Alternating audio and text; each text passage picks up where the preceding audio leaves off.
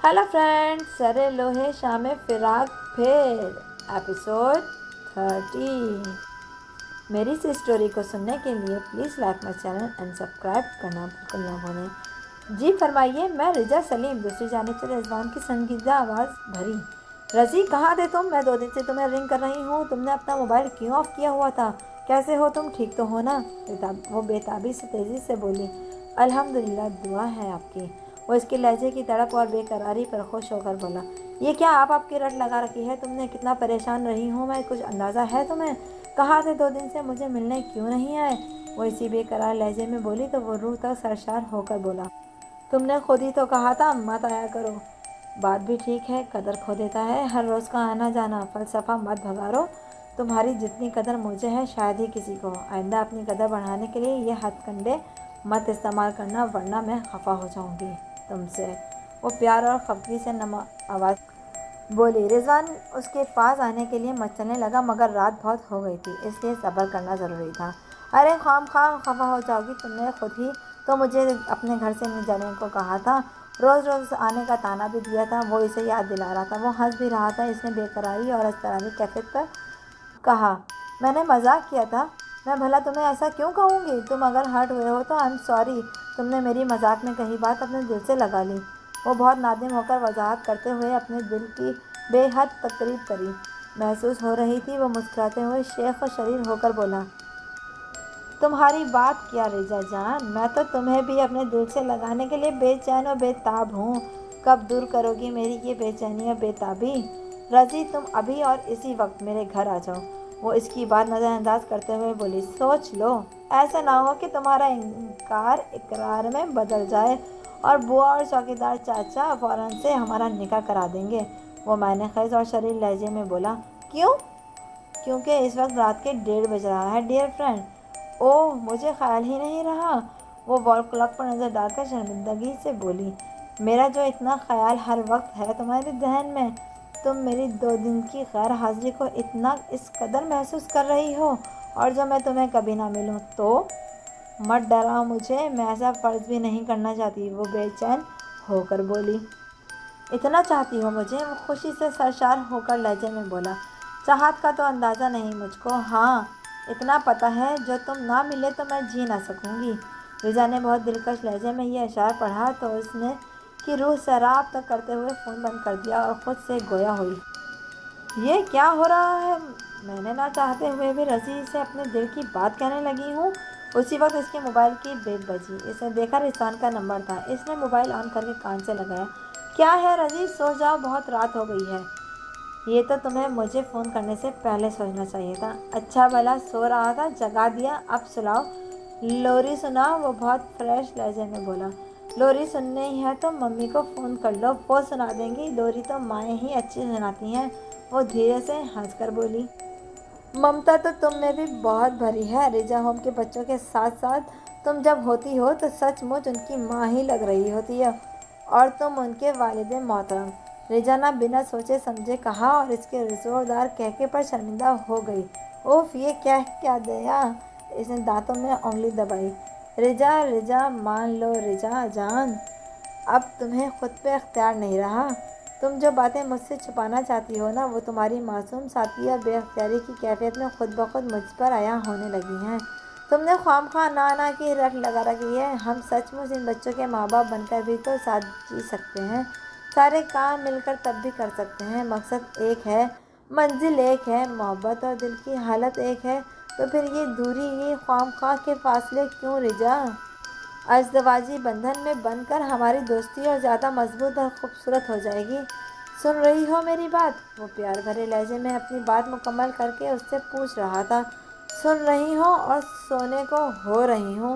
वो आवाज़ में नींद का खुमार लाते हुए बोली, तुम हमेशा मेरी बात इसी तरह मजाक में उड़ा देती हो। वो खफगी से बोला, सॉरी रज़ी, रियली सॉरी। कल आओगे ना मुझसे मिलने? कौसर की शादी में 2 दिन रह गए, तैयारी फाइनल करनी है। इसने माजत करके बोला, अपनी शादी की तैयारी कब फाइनल करोगी? जब अल्लाह का हुक्म होगा। अल्लाह ने तो रात दिखाई है, तुम ही आंखें बंद करके बैठी हो। बहुत उदास लग रहे हो, खैर तो है? इसने इसके लहजे की उदासी को महसूस करके पूछा। ملوں گا تو بتاؤں گا۔ تم سونے سے پہلے ایک اچھا سا شعر ہی سنا دو۔ لوری تو ہم تم مل کر اپنے بچوں کی سنائیں گے۔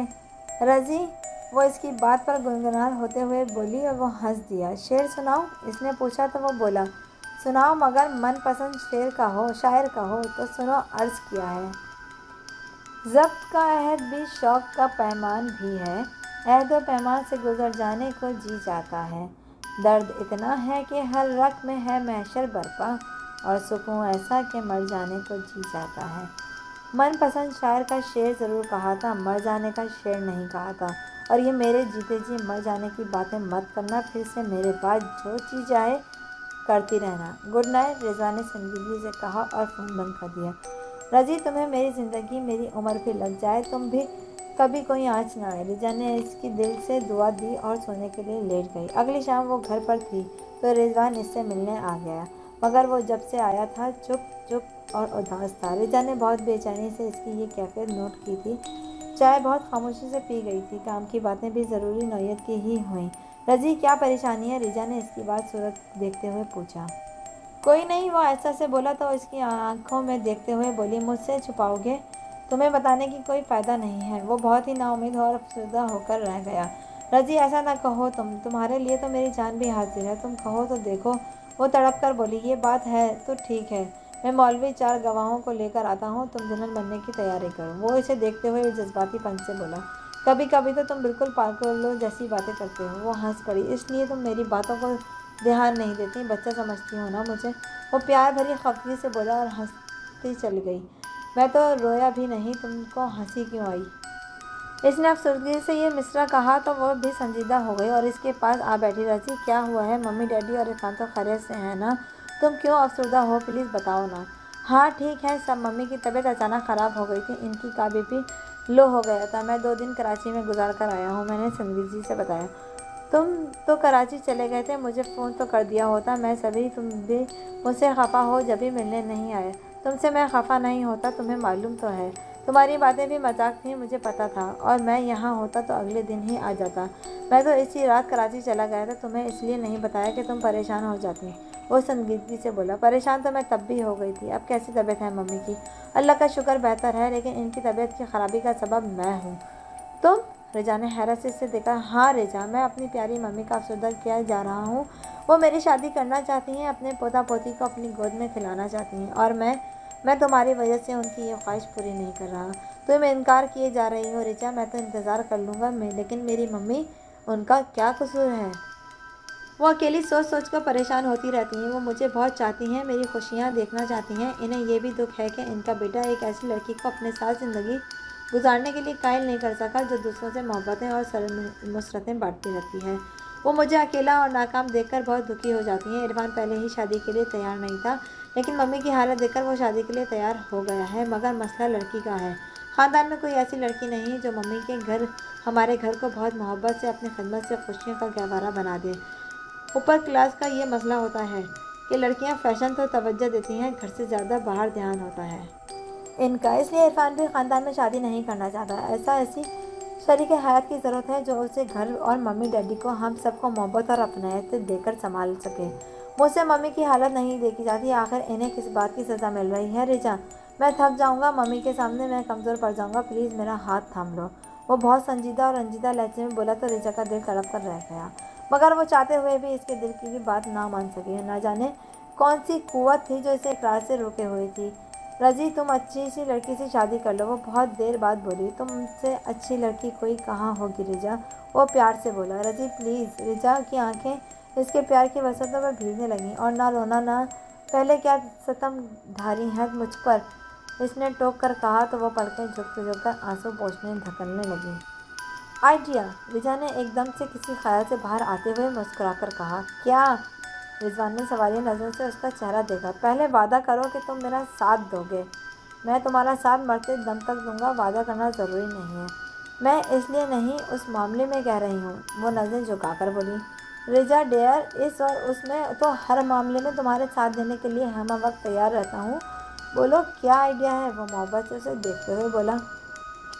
رضی، کیوں نہ عرفان کی شادی حمیرہ سے کرا دی جائے؟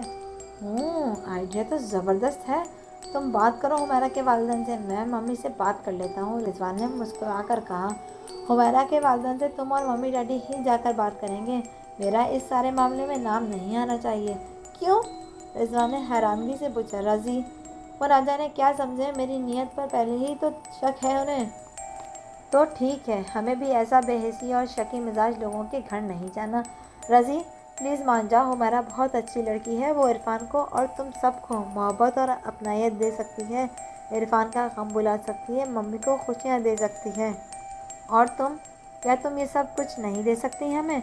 वो इसके चेहरे को बगौर देख रहा था। दे सकती हूँ, लेकिन तुम्हारा ये लेकिन किसी दिन मेरी जान ले लेगा।